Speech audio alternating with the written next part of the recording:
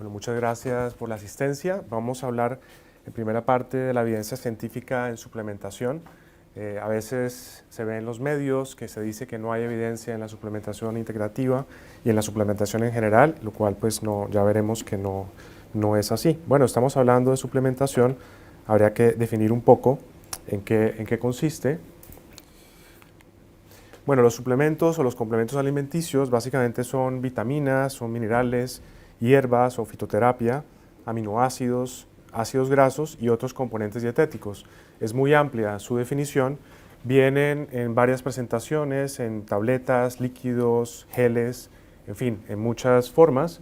Y la idea es en esta charla mostrar un poquitico del concepto de la ciencia y lo que hay publicado al respecto.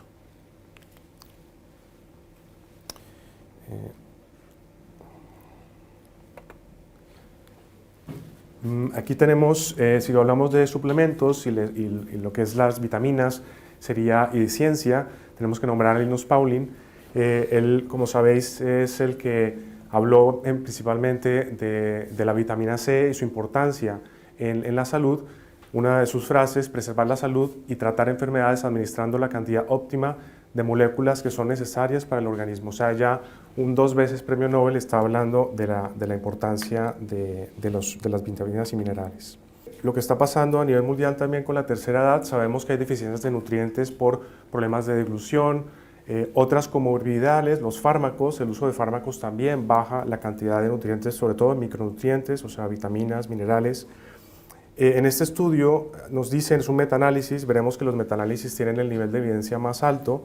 Independientemente de la zona geográfica, los hábitos alimenticios y en general los hábitos son los que van a condicionar de manera más importante la nutrición y estas deficiencias.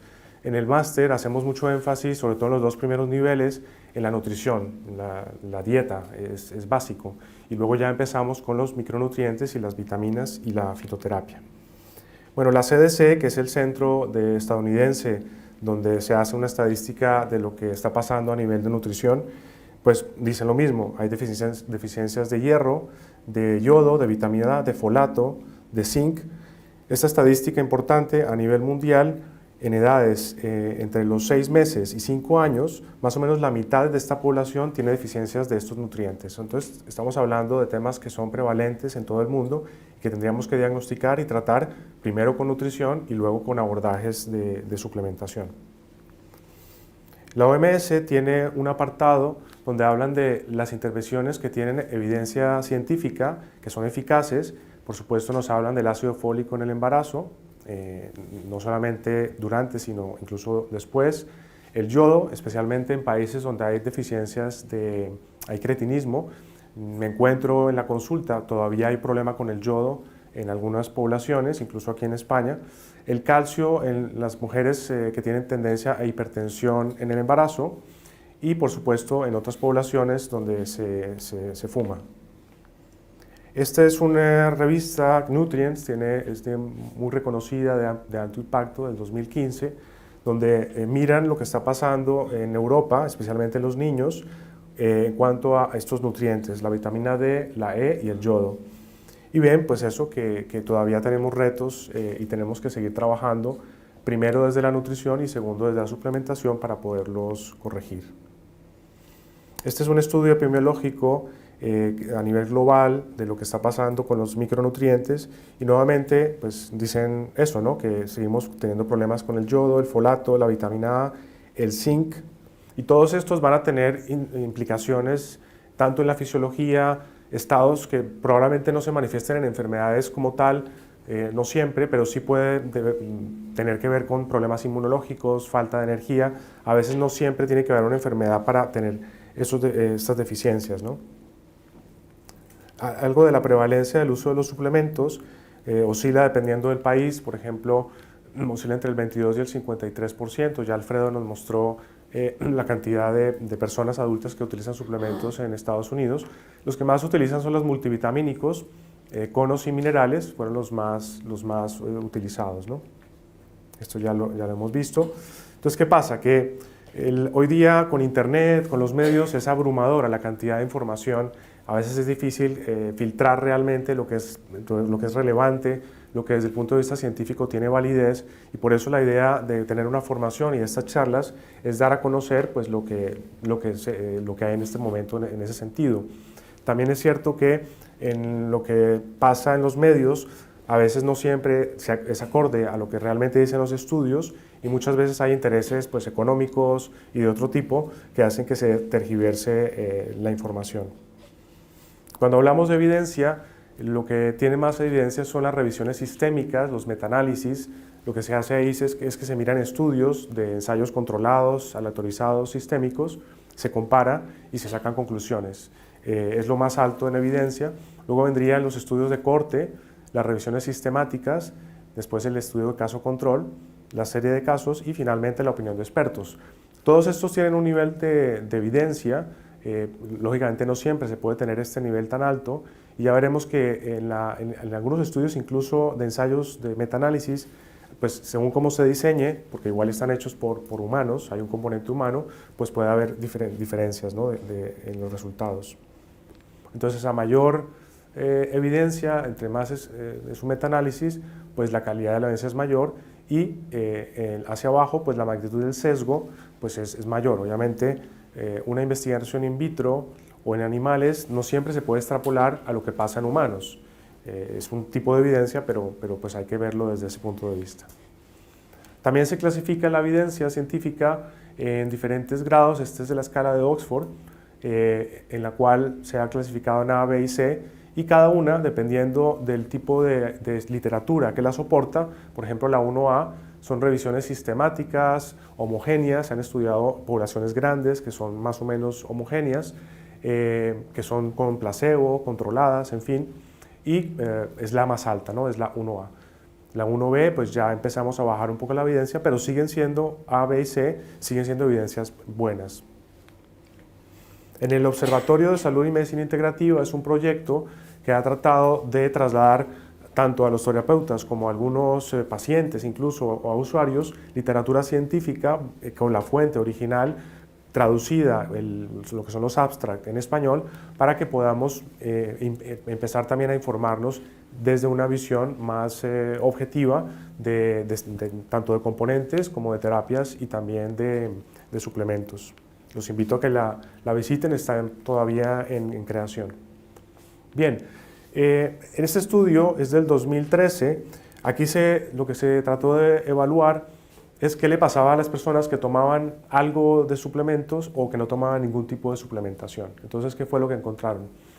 Los que no tomaban ningún tipo de suplemento tenían un 96% de niveles inadecuados de vitamina D, un 48% de niveles inadecuados de vitamina C y así, 96% de niveles inadecuados de...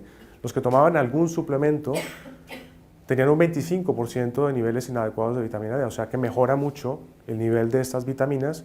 Solamente un 3% de nivel inadecuado de vitamina C, un 5% de la E y un 2% de la A, o sea que mejoró bastante en los que tomaban algo de suplementación.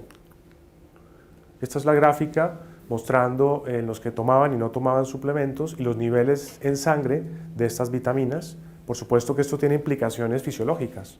Si tenemos baja la vitamina D, si sabemos lo que hace la vitamina D, la vitamina A, etcétera, pues eso va a tener implicaciones en la fisiología y en malestares como mínimo y por supuesto también enfermedades. ¿Qué pasa en algunos estudios que se hacen en la suplementación o cuando se analizan estudios? Muchas veces faltan datos del análisis en sangre de las vitaminas antes y después del estudio. Luego, algunos están mal diseñados directamente. Otros se utilizan dosis o muy altas o muy bajas y por supuesto cuando sale el estudio pues no evidencia que sean eficaces. En algunos casos, en estudios que se hacen con sustancias naturales, se inicia con pacientes muy críticamente enfermos, entonces claro, no se ve un impacto realmente en la patología. Y a veces también en algunos metaanálisis se quitan resultados que han sido positivos en algunos estudios y no se incluyen en el análisis final de esta literatura. Entonces, ¿qué pasa? Que si miramos estos sesgos, por supuesto que la conclusión en algunas literatura va a ser que los suplementos no funcionan, pero tiene que ver en gran parte tiene que ver con esto, y también que falta más investigación, más financiación para estudiar sustancias naturales, ¿no? Sustancias que no son patentables. Un ejemplo, si tenemos deficiencias de vitamina D, Sabemos que la vitamina D maneja una gran cantidad de genes, por lo tanto estos genes van a producir proteínas que están en muchos procesos metabólicos y eso va a tener implicaciones en la salud, es evidente. Entonces tenemos que subirlas. ¿Qué pasa con la vitamina D? No se puede subir fácilmente con la alimentación. O tomamos sol o nos suplementamos. Entonces hay situaciones donde la suplementación es el primer camino para corregirlos, ¿no?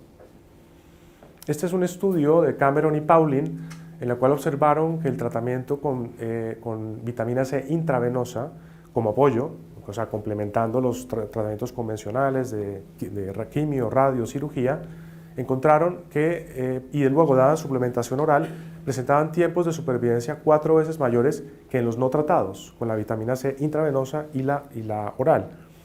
Luego la clínica Mayo trató de repetir el experimento, pero solo lo hizo con vía oral, vitamina C oral, no es comparable. Entonces, ¿qué pasó? Ellos encontraron que no mostraron los mismos beneficios. Esto ha salido se ha publicado luego en los medios, pero si tú lo revisas realmente, lo que hicieron Cameron y Pauling y el estudio de la Clínica Mayo, por más prestigio que tenga la Clínica Mayo, pues no es lo mismo, no podemos extrapolar los datos. Claro, la vitamina oral no se absorbe en gran cantidad, los beneficios en enfermedades degenerativas de este calibre tienen que ver más con la vitamina C intravenosa, es un ejemplo. Otro fundamento o razón para tener en cuenta los suplementos son los polimorfismos genéticos. Son esas variantes genéticas que gran parte de la población tiene, que también implican la diferencia de color de ojos, de cabello, pero también alteraciones metabólicas. Estas son algunas de estas deficiencias, por ejemplo, la MTHFR afecta el metabolismo de la homocisteína. La homocisteína es una molécula que si está muy alta, pues tiene problemas cardiovasculares y del metabolismo. Esta alteración de la FUT2 afecta la absorción de la vitamina B12. Entonces, si tenemos a alguien que tiene esta alteración genética y no lo sabe, pues por más de que consuma la B12, pues no la va a absorber porque tiene este problema. En este caso, la solución sería una vitamina B12 sublingual, por ejemplo. Otra alteración, si tenemos acá la CP2R1, afecta la conversión de la vitamina D en su forma activa, su forma hormonal. Entonces, claro, estas personas van a tener problemas con la vitamina D a pesar de consumirla incluso en suplementos de D3. En fin, esto lo vemos en el máster, en un módulo, nos va a hablar una experta, Ruth Matute, sobre la injerencia de los genes y cómo se pueden hacer exámenes e interpretar esos exámenes. Este es un lugar que se llama 23andMe, es un sitio donde se toma la información genética, luego se puede enviar hay muchos lugares, Prometeasa es otro, donde se envían esos reportes y te hacen un diagnóstico de los alimentos que deberías procurar evitar, cuáles deberías aumentar e incluso sugerencias de suplementación. Es muy interesante. De esto se va a hablar cada vez más en el futuro. Si tenemos una deficiencia de esta enzima, la MTHFR, que es la que pasa el ácido fólico desde aquí arriba hasta su versión activa, que sería esta, que es el 5-metilfolato, si nos falta esta enzima, que está aquí subrayada, ¿qué va a pasar? Pues que no vamos a poder activar el ácido fólico. Eso va a tener importancia porque va a hacer que si no hay ácido fólico activado, el 5-metilfolato, se va a aumentar la homocisteína. Y recordemos, la homocisteína aumenta el riesgo cardiovascular. ¿Cuál sería la solución de esto? Buscar productos que tengan la versión activada del ácido fólico, o sea, que tengan el 5-metilfolato o la suplementación. Y esto tiene implicaciones en el metabolismo, la detoxificación, etcétera, etcétera. Esto también implica que si no tenemos este metilfolato, al final vamos a tener problemas genéticos, porque muchas de esas metilaciones, que son las que controlan los genes, pues no van a estar activas, entonces va a haber una desregulación genética. ¿Qué porcentaje tiene de la población esta alteración genética del MTHFR? Bueno, un 40% de la población la tiene en un aspecto reducido, es decir, no tiene un impacto mayor porque no es una alteración, es un poco técnico esto, pero no es homocigota, es decir, que en los genes hay uno que está alterado y otro no está alterado.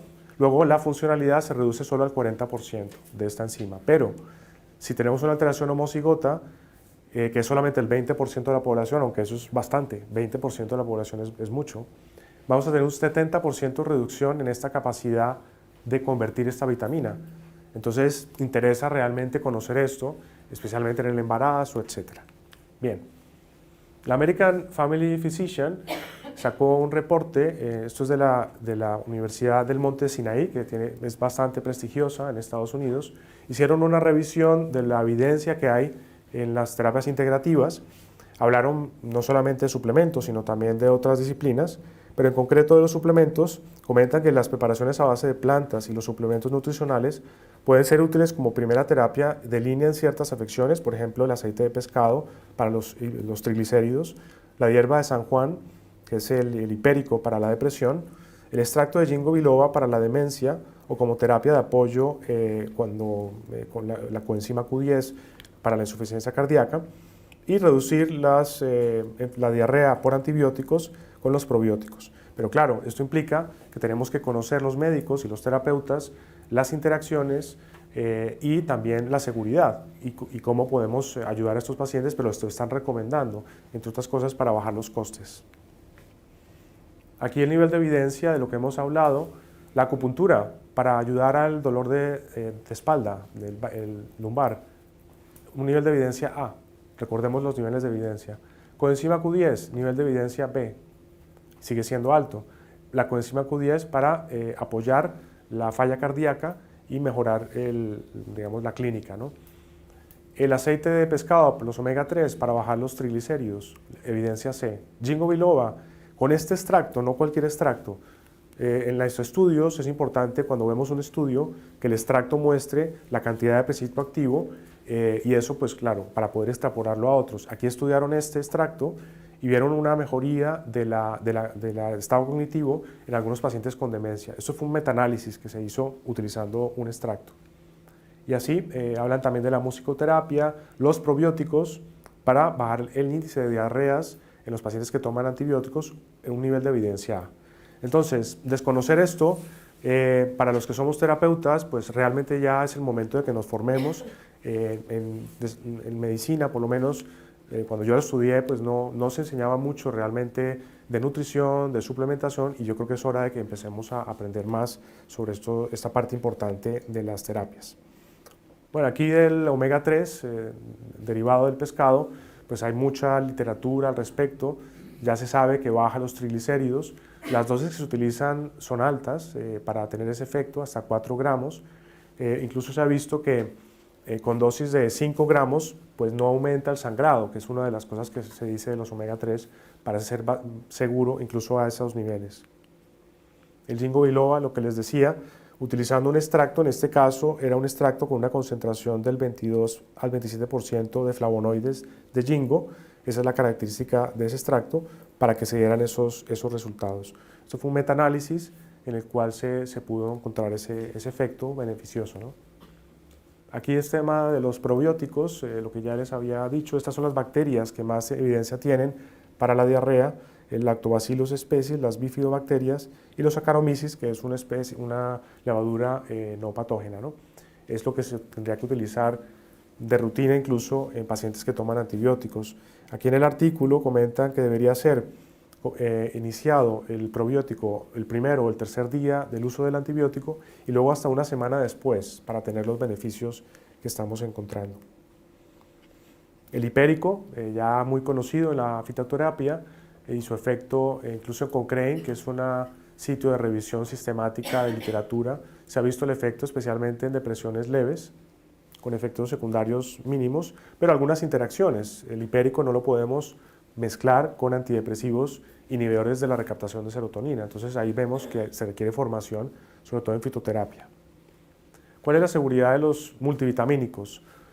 Este es una revisión de Nutrients del 2017, una revista de muy alto impacto, y lo que pudieron encontrar después de estudiar multivitamínicos, tenían que ser con ciertas características, más de 9, y encontraron que incluso después de 10 años no encontraron que hubiera efectos secundarios. Por supuesto no aumentó la mortalidad, o sea que son seguros en el largo plazo, por lo menos en este estudio que se hizo sobre estos suplementos.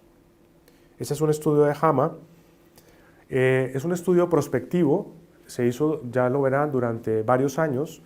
Lo que se hizo en este estudio es ver El uso de multivitamínicos en la prevención en este caso fue de hombres, eran médicos de cáncer, se hizo prospectivo durante 11 años tomando sistemáticamente suplementos y miren lo que encontraron. Fue un estudio randomizado, controlado, mayores de 50 años, durante 11 años.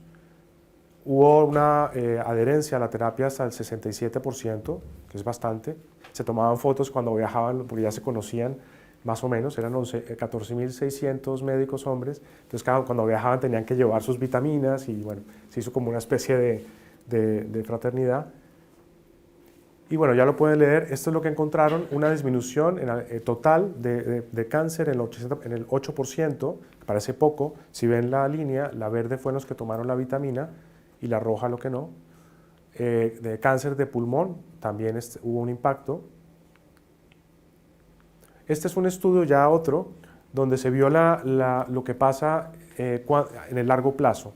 Se le dio a unos pacientes durante 4 años selenio y coenzima Q10, incluso 10 años después se persistió el efecto beneficioso de ese impacto de esas vitaminas. O sea que esos pacientes, 10 años después, ya incluso sin tomar estos dos componentes, bajaron la incidencia de otras enfermedades.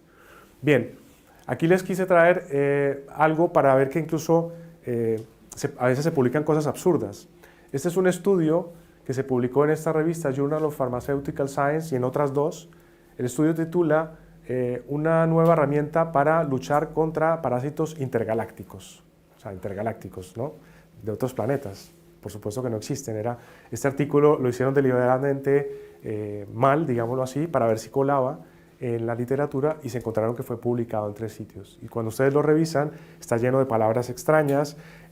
Bueno, además dice, proponemos una herramienta útil para combatir el problema ya antiguo de estas bacterias intergalácticas, ¿no? En fin. Solamente esto fue enviado a 4 journals. Hubo algunos que pidieron dinero para que se publicara el artículo, ¿no? Y otros lo publicaron directamente sin ningún comentario. Sí hubo algunas que sí fueron revisadas por expertos y decían, bueno, esto tiene que ser una broma, bacterias intergalácticas, eso no existe, ¿no? O sea que sí hubo algunas revistas que fueron serias en obviamente no aceptarlo. Aquí lo tienen para que lo revisen. Bueno, esto lo voy a saltar porque me quedan solo 4 minutos. Quería comentarles un poco. Bueno, el uso combinado de terapias convencionales con terapias naturales, hay bastante evidencia donde se ve que se potencia si se hace de una manera adecuada. Se comparó la eficacia de un fármaco antidepresivo con el uso de una concentración de cúrcuma y azafrán. Este es un estudio randomizado, doble ciego, placebo y controlado, o sea que tiene un nivel, por lo menos en el diseño, muy bueno. Y efectivamente vieron que había una mejoría significativa en esos pacientes que además de tener depresión tenían síntomas ansiosos, esas depresiones atípicas que son difíciles de tratar.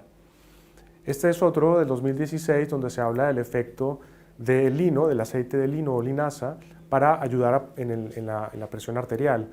Es una revisión sistemática y un metaanálisis. Conclusión, este metaanálisis muestra que hay una significativa disminución de los valores de la presión sistólica y diastólica. Obviamente los estudios siempre muestran que hay que hacer más estudios, ¿no? Siempre. Pero bueno, tenemos algo natural que por lo menos en esta evidencia ve que se puede ayudar y sería interesante antes de agregar más fármacos, por lo menos que el profesional lo pueda valorar. Bueno, la coenzima Q10 en la migraña se ha visto que puede bajar la frecuencia, pero no tanto la intensidad de las crisis migrañosas. Este es un metaanálisis también randomizado. Bueno, la osteoporosis ya sabemos lo que hace la vitamina D. Esto es de la New England Journal of Medicine, quizás la más prestigiosa. Bien, aquí la vitamina D para ayudar a prevenir enfermedades respiratorias. Tenemos esta de la British Medical Journal, es de gran impacto del 2017. La conclusión es que la vitamina D es segura y puede ayudar a evitar infecciones de vías respiratorias altas.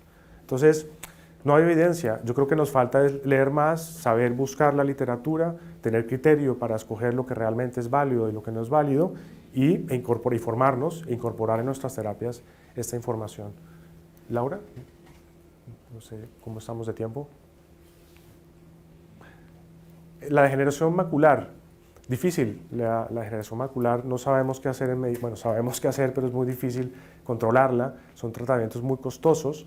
Aquí en este artículo, que es de la revista Ophthalmology, dicen, se evidenció que la combinación de vitamina C en 500 miligramos, aquí hablan dosis altas, realmente 500 miligramos, 500 miligramos pues no es una dosis alta, lo que pasa es que eso habría que revisarlo de dosis altas. La vitamina D, 400 unidades, el betacaroteno, 15 miligramos, 80 miligramos, esa sí es una dosis más alta de lo habitual, de lo que se recomienda, digamos, a nivel de CDR, de dosis diaria recomendada. Se encontró una reducción marcada en la progresión de la degeneración macular avanzada con la edad, resultado que persistió durante 5 años después de la intervención. Imagínense, se hizo esta intervención con unas vitaminas en estas dosis, en una enfermedad que suele ser progresiva, en la cual hay tratamientos que son eficaces pero muy costosos y con efectos secundarios importantes, y vemos esta intervención lo que mostró. Obviamente verán al final del estudio, hace falta más estudios para poder corroborar, patatín, pero bueno, estamos hablando de sustancias que se podrían utilizar. Y bueno, es lo que les quería decir. Les queda la charla por si pasé las diapositivas muy rápidas y muchas gracias por su atención. Gracias.